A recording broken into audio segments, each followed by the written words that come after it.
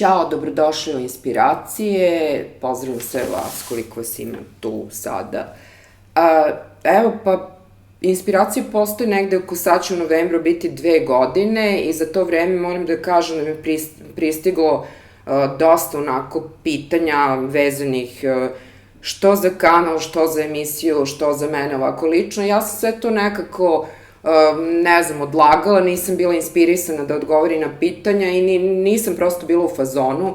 Međutim, pošto se nakupilo dosta toga, prilično ste radoznali, evo ja sam sad rešila da snimim jedan Q&A i da odgovorim na pitanja koje sam dobila tokom ove 2 godine. Krećem. Neću da izgovaram imena, neko ću da, ako me baš neko pitanje impresionira, ali hajde da izbjegnemo taj moment imena, vi već i znate ko ste, šta ste i tako dalje. U svakom slučaju, hvala vam puno na pitanjima, znači da ste zainteresovani i da cela ova priča ima nekog smisla. Krećemo. Prvo pitanje je šta te inspirisalo da napraviš kanal? Ja mislim da sam već govorila u više navrata o ovome, ali hajde evo da ponovim, inspirisalo me to što sam se naprosto umorila od svog posla, od onoga što sam radila i što još uvek tu i tamo radim, a to je prevođenje. Umorila sam se, gušila sam se, davila sam se, bilo mi je smor, jednostavno to više nisam bila ja, počela sam hodam sad kao zombi i jednostavno nisam htela da se pretvorim u nešto što nisam ja i rešila sam da smislim nešto novo i to novo su inspiracije i moj kanal. Eto, prosto znači zasićenje prethodnim životom i prethodnim poslom. Znači, postoji termin burned out, ja ne znam kako mi to kažemo, ali recimo, mislim, to je osnovni razlog. Sledeće pitanje je šta misliš o YouTube-u, koje su njegove prednosti i mane? Evo ovako, što se tiče prednosti YouTube-a i ovo šta mislim o YouTube-u, mislim sve najbolje. YouTube obožavam, ne bi bila na njemu da nije tako. Preko YouTube-a možemo da saznamo mnogo toga i da vidimo veoma zanimljive ljude i veoma zanimljive stvari i mislim stvarno da YouTube, uopšte i internet, pre svega YouTube, predstavlja budućnost. Sve više ljudi mi kaže da uopšte ne gledaju više televiziju, da gledaju isključivo stvari na netu i na YouTube. Dakle, to je što se tiče prednosti, a što se tiče mane, nikako mi se ne dopadaju deca na internetu, deca koja imaju na YouTube-u, koji imaju svoje kanale, a pritom imaju 10 godina, i imali smo i ove slučajeve pokušaj samoubistva, što je stvarno strašno i grozno i mislim da bi roditelji trebalo da povedu računa o svemu tome. Pritom, što je isto jezivo, to su ti hate komentari koje vidim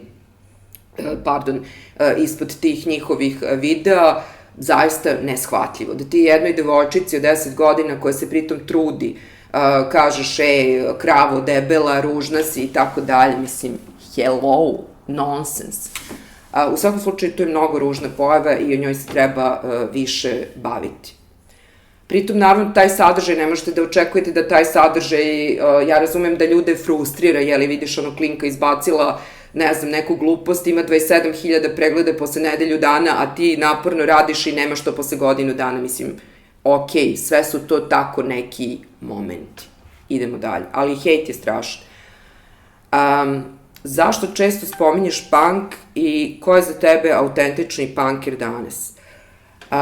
Pa punk spominjem prosto zato što je to nešto što ja osjećam, to je nešto u čemu sam ja odrastala, to je prosto neko moje stanje uma u kome se ja od vajkada nalazim i zato što je prirodno stanje punka, stanje bunta i mislim da čovek stalno mora nešto da se buni i da se ne miri sa stvarima koji nisu dobre oko nas i da neprestano traži pravdu i kaže car je go, ako je car go. Eto, zato volim punk. Punk je tema o kojoj bih mogla da pričam do sutra i hvala ovo je Zoka Zorana koja mi postavlja to pitanje. Zorana, hvala ti na ovom pitanju, bravo. Što se tiče autentičnog punkera, danas mislim da je to francuska glumica jedna, ukoliko niste već ukoliko ne znate za nju, ove mlađe generacije starije znaju sigurno, to je Beatrice Dalle, koja je glumila u čuvenom filmu Betty Blue. Ona je stvarno autentična punkirka i dalje, ona živi taj život i to je prosto to nije prevar. A evo još i da kažem ovo što se tiče našeg nekog domaćeg panka, da tako kažem, mislim da je moj drugar Dule Nedeljković jedan onako autentičan panker, eto, pozdrav za Duleta. Idemo dalje. Zašto iritiraš? Zašto iritiram? Pa, ja stvarno ne znam zašto iritiram. Ovo me pita Bubble Boy, sjajno, Bubble Boy, zašto iritiram? Pa, verovatno bi trebalo da postaviš sebi pitanje zašto te iritiram i verovatno je razlog u tome što moguće da imam nešto što ti nemaš, pa te zato iritiram. Mislim, sem polnog organa koji nam nije isti ukoliko si muško. Svaka čast istrajevaš, osvešćuješ ljude, ali strašno si me razočarala kad si dovela Jelenu Krunić u emisiju, zašto ti je to trebalo? Da, oko Jelene Krunić je nastala onako jedna, da kažem, polemika i tako malo su se uskovitle ove strasti. Ja se stvarno ne kajem što sam dovela Jelenu Krunić u emisiju, smatram da je Jelena Krunić jedna autentična ličnost, a moja emisija jednostavno je, da tako kažem, u moju emisiju dolaze autentične ličnosti, tako da ne smatram to greškom. Jelena Krunić je u segmentu u kome se nalazi, po meni, u našem društvu najautentičnija od svih tih likova. Hrabra je, devojka me je jako ispoštovala, čak mi je pomogla da monetizujem kanal i stvarno ne mogu da kažem ništa loše o Jeleni Krunić. Eto, ja ne mislim da treba imati širinu i ne mislim da treba biti intelektualni snob, to je moje mišljenje. Idemo dalje. Šta je za tebe tabu tema? Baš sam razmišljala, ovo me pita neki Bane.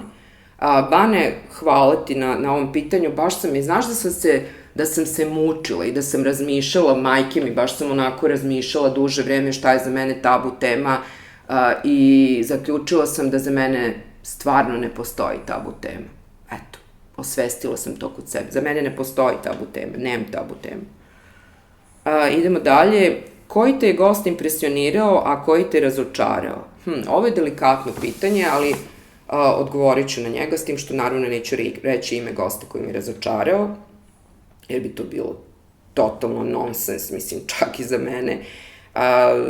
Dakle, prošle su stvarno sjajne osobe kroz moju emisiju, hvala im na tome, međutim, osoba koja me impresionirala je Aleksandar Slađana Milošević. Jako sam počastovana i srećna što je bila u mojoj emisiji, čak je bila među prvima, znači žena je prepoznala nešto i takva jedna veličina kad ti dođe u emisiju, jednostavno, šta posle toga, ono, to je žena koja jednostavno nju pokušavaju mnogi godinama da imitiraju, da ne kažem decenijama, međutim ne uspevaju jer je Slađana naprosto toliko autentičan lik da je nju nemoguće imitirati. Veliki pozdrav za Aleksandra Slađana Miloševića ovom prilikom. Sjajne. Večite inspiracije. Idemo dalje. A da, nisam odgovorila na ovaj neprijatni deo. Ne mogu da kažem da su me profesionalno razočarali, znači niko me nije profesionalno razočarao, međutim, verovatno sam ja imala neka veća očekivanja koje se, eto, nisu ostvarile, prosto nismo svi isti i ajde sada ne, mislim, konkretno, ako je pitanje da li žalim zbog nekoga i njegovog dolaska u moju emisiju, da, žalim zbog jedne osobe, mislim da ju uopšte nije bilo mesto u mojoj emisiji i tu sam napravila kompromis i kad god napravim kompromis u životu ja se zajebam, zato nemojte da pravite kompromis. Eto. Idemo dalje. Da li se oblačiš u skladu sa godinama? Pa mislim, verovatno se ne oblačim u skladu sa godinama nekih malograđana ili nemam pojma. Mislim, što je iskreno rečeno ne razmišljam o tome. Ja sam ja, ovakva kakva jesam i takva sam od uvek i ljudi koji me znaju da sam takva. Možda bi bilo blesavo da sam ja nešto do 4 banke bila u nekim Chanel kostimićima, ne znam, tašnice, sarmice na glavi i tako dalje, mislim, s tim što obožavam Chanel, jeli, i moja Chanel varijanta bi bila uz neki onako accessories blesav i otkačen, ali znači, hajde da se ponovim da sam do 4 banke tako furala neki tetka fazon, pa onda da kažu poludela, to bi bilo bez veze, međutim ne, ja sam od uvek ovakva kako me vidite i da, mislim da odelo govori puno o čoveku. Ne mora da bude uopšte skupo, to sam isto rekla, nosim stvari od evra, od 1 evra, 2, mislim, boli me uvo, stvarno, kad se meni dopada, to je to. Miksujem, volim taj neki trash glam fazon. Idemo dalje. Obožavam te, joj, hvala. Lečeš me od depresije, radujem se svakoj tvojoj emisiji. Zašto ne snimaš vlogove? Vidim da dosta putuješ. Ovo je Sara 011.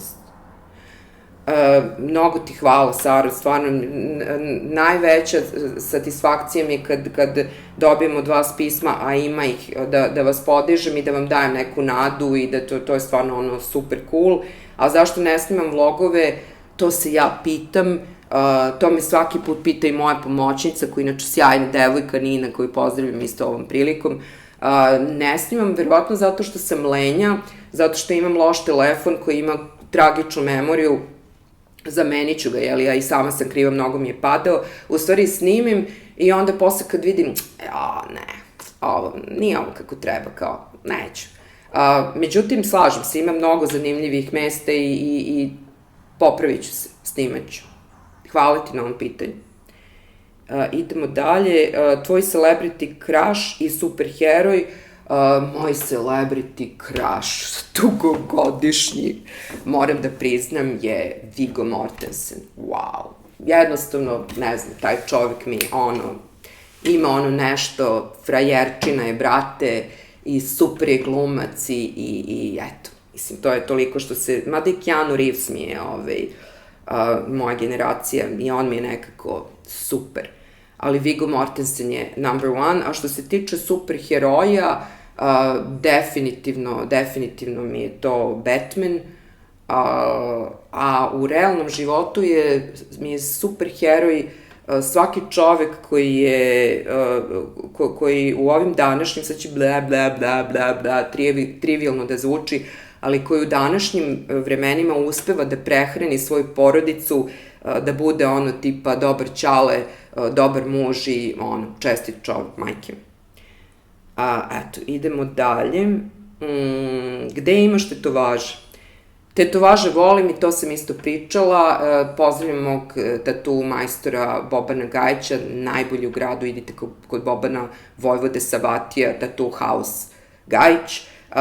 Tetovaže imam na rukama, evo ovde, noge sam rešila da ne diram, mislim da neću dirati, i imam jednu veću tetovažu na leđima mog arhanđela Mihajla, ali onako u nekoj strip varijanti, mnogo ga volim.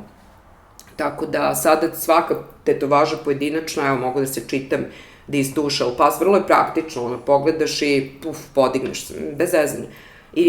I obeležem svaki period, mislim, bitan period mog života, da li je bio neki bedak težak ili je bio super period, ja nekako to obeležim. Ovde mnogi me pitaju za ovo, šta je to, avoir du courage ili ti biti hrabar, jer, mislim, šta znam, nisam uvek hrabra, ali nastojim da budem. Ovde su već neki, hajde sada da ne zalazimo, neki simboli i tako dalje. Eto, to je to. Idemo dalje, gde sam sad stala. Zašto nisi profesionalna, bla, bla, bla, pitam te to jer imaš kapacitet. Zašto nisam profesionalna? Mislim, ja ne mislim da nisam profesionalna, a ako ti misliš, ok, nisam profesionalna, možda zato što je tvoje kapiranje profesionalnosti, da ja sad postavim gostu pitanje i ono kao...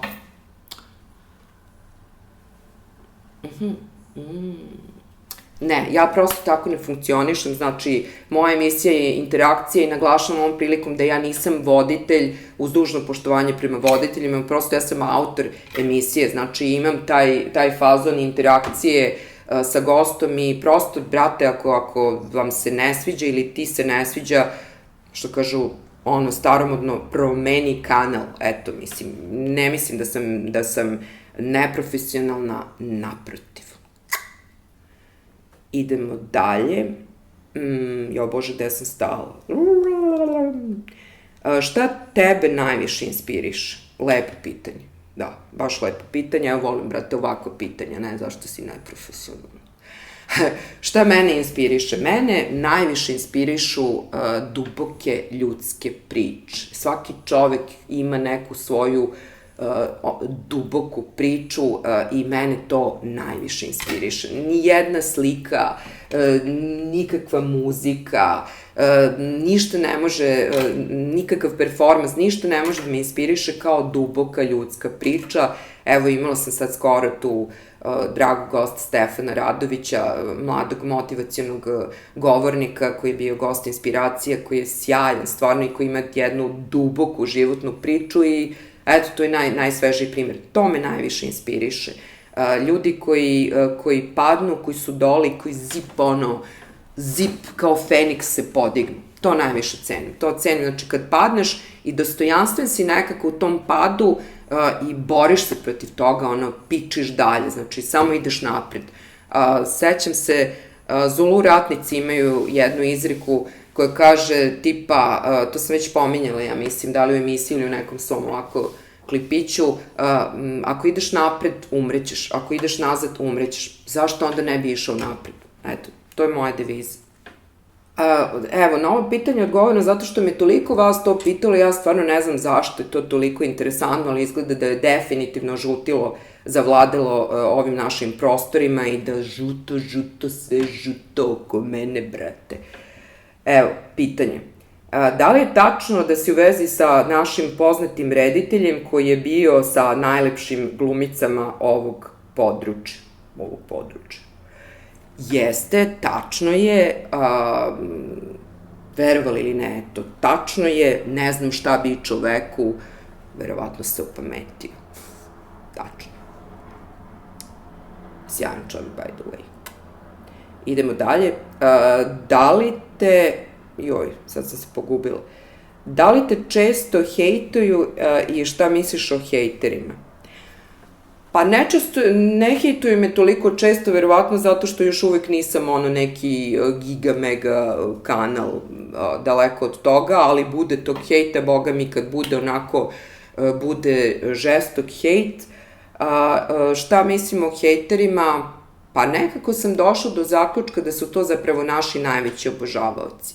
Jer kad tebi čovjek pošalje bukvalno traktat o tebi, o tom ponašanju, on ti kažeš, jebate koliko je ovom čovjeku trebalo vremena da on sve ovo snimi, skapira, uvidi, znači potrošio je mnogo vremena na mene i iz toga kapiram da je zapravo moj veliki obožavatelj. Ne mislim ništa lepo o hejterima, mislim sve najgore, trudite se da ne budete hejteri, trudite se da ne budete ogorčeni ljudi, prevazilazite svoje probleme, jer tako, kad prevazilazite probleme ne postajete hejteri, prosto radite na sebi, mislim. Hejter postaješ valjda kad si totalno neostvaren, neispunjen i onda šta ćeš drugo da radiš nego da tipa ždereš neki kikiriki i jebem li ti mater da ti jebem. Idemo dalje. Moj savet youtuberima. Ovo se super nadograđuje na ovo prethodno pitanje, znači moj savet je sledeće prirode, ukoliko krećete u ovu priču, a krenite, nemojte uopšte nešto da imate neke, da zazirete od toga, ako to želite, krenite, nemojte slučajno da se obazirete na ove koje sam spomenula malo pre i zaboravite na ego. Poprilično ego onako zakopajte negde, pošaljite ga na giljotiniranje imajte svoju viziju, imajte jasan cilj i budite ono što jeste. Jer ukoliko ste ono što jeste, ukoliko niste fake, garantujem vam da ćete uspeti. Eto. Idemo dalje. Hvala ti na pokretanju pitanja ageizma. Da li si primetila da su i mlađi ljudi izloženi tome? Jesam, primetila sam i to skoro, baš posle gostovanja Stefana Radovića, jedna osoba koja inače prati inspiracije i znam da čak spada u moje fanove, je jako ocrnila u komentima ovog mladog čoveka samo zato što je mlad i što, eto, nema iskustvo i njegove patnje pod navodnicima, kao patnje, ako su patnje, bla, bla, bla, mislim, šta to znači? Kakvi navodnici i patnje pod navodnicima? Patnja je, brate, patnja, a njegova je baš bila duboka. I eto, samo zato što je mlad čovek, on je tako dobio tu jednu zeznutu kritiku, on je najsvežiji primer, inače prosto je glupost imati tako neke predrasude prema mlađim ljudima. Evo, najmlađi učitelj joge, kad sam to, pre neki dan sam saznala, ima 10 godina, znači sertifikovani najmlađi učitelj joge. Fantastično. Nemojmo imati predrasude ni prema starima, a boga mi ni prema mladima. Jako mi je drago za ovo pitanje ageizma, pošto su mi se javile žene 40 plus i bila u fazonu, bravo, to, pozdravljamo sve i ljubim. Idemo dalje. Evo opet, žutilo. Da li si imala 4 braka? Ne, nisam imala 4 braka, imala sam 2 braka, što je sasvim dovoljno. Možda ako se uzme sav stres i tako dalje, pa onda kao ovaj jedan važi za 3, ne znam, mislim. Da li si nekad bila u životnoj opasnosti? Jesam, boga mi, bila sam u životnoj opasnosti, ali to su toliko tragikomične priče da se rešila da snimim story o tome i to su mi rekli prijatelji da moram da uradim, ali hajde samo onako brzinski. Oba puta mi se desilo na moru i neverovatno horoskopski mi stoji da mi je voda opasnost i da mi je inostranstvo opasnost. U Rovinju sam, ali, pardon, izvinjam se da je mi voda, sorry.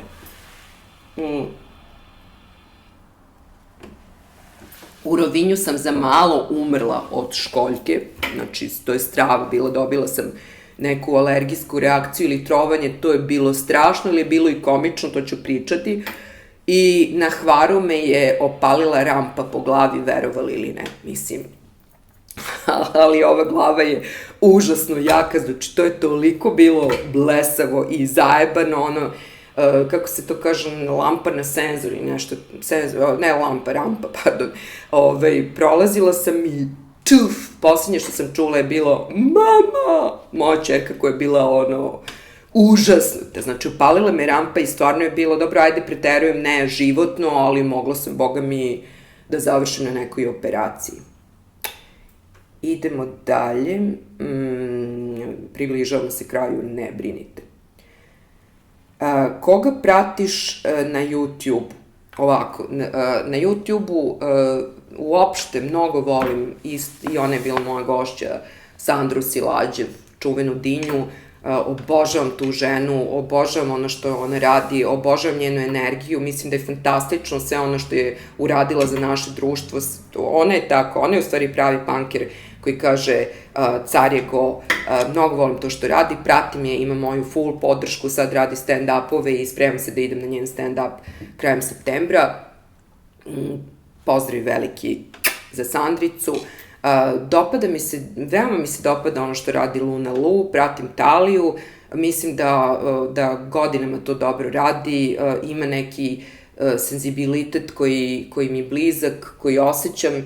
Pratim, koga volim Željka Petričevića, mog dragog prijatelja koji je sad u Americi, Natašu LM, Ivana SNLM koja živi u Americi, evo sad se preselila u Njujork i sad bojim se da ću izostaviti nekoga, tako da ne bih dalje dužila, ali eto, to su neke stvari, neki ljudi koje pratim.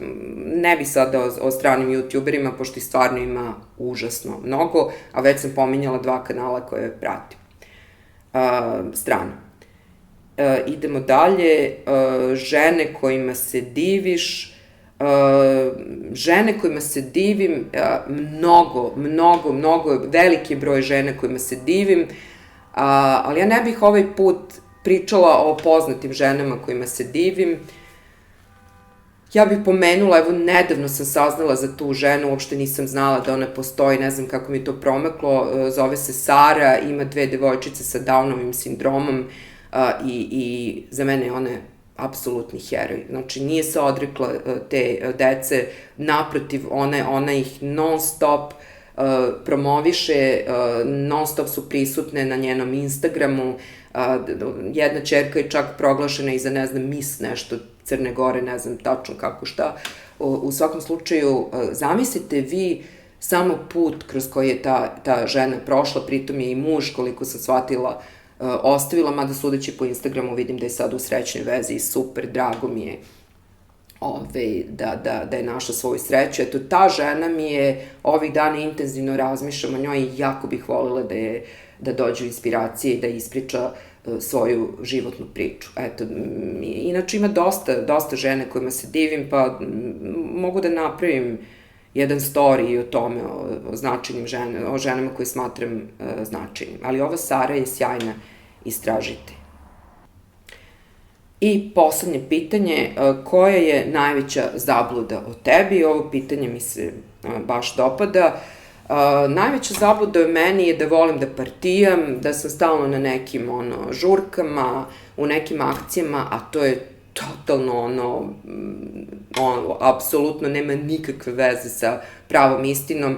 Ja mnogo volim da budem u kući sa svojim životinjama, imam psa i mačku i totalno sam onako nekako tip koji voli da se ušuška i onako u stvari volim da odem na neki lep događaj, da se vidim sa prijateljima i tako dalje, tako možda 2-3 dana nešto kao viđam se i onda 10 dana se zatvorim u kuću i uvek imam nešto što istražujem, čitam, radim, tako da, eto, to je najveća zabluda o meni. Dragi moji, evo, nadam se da vas nisam ugnjavila sa pitanjima, bilo je toga, ima toga još, uradit ću ponovo nešto kroz neko vreme, verovatno. Hvala vam što pratite inspiracije su evo prešle 1000 subova i to je super, bila sam jako srećna. Rekla sam s obzirom u svom ovom jednom klipiću, s obzirom na sadržaj i da nije u pitanju žutilo i glupost, ja se barem nadam. Tako da, hvala vam svima koji me pratite, vi mi dajete vetar u leđa, vi mi dajete inspiraciju, energiju da nastavim i nastavljam. Dolaze mnogi zanimljivi gosti, evo, juče sam sa nekoliko njih razgovarala i pristali su da dođu u emisiju i eto, pripremam svašta nešto zanimljivo. Ćao, vidimo se u sledećoj inspiraciji.